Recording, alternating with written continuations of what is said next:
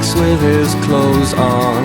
The morning call has been and gone, and he might not make the flight, but he will try. Yeah. Bit by bit it comes back to him, a bunch of Belgian businessmen and a strange drinking game. Oh God, why? Come home, Billy Bird, international business traveler. Come home, Billy Bird. He hails a cab, but the driver sucks. He drives so slowly and he talks so much that it hurts Billy Bird's aching brain. Yeah.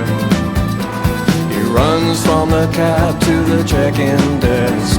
She says no way, but William begs on his knees, please, please, please. Well, okay. Come home, Billy Bird, international business traveler. Come home, Billy Bird.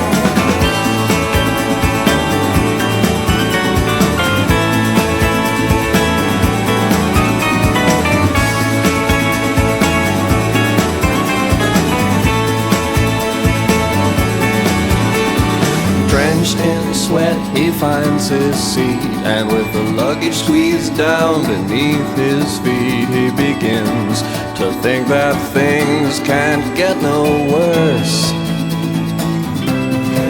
But then a voice says bags that can't be stowed in the overhead lockers must go below in the hold. Please let go. Thank you, sir.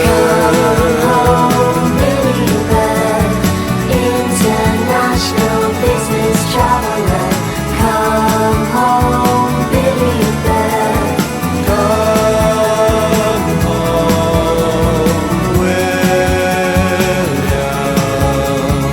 Come home.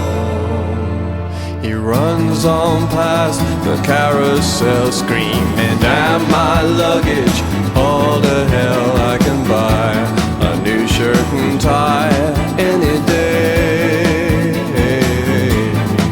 He rides from the airport into town to the high school football ground where his son has just begun his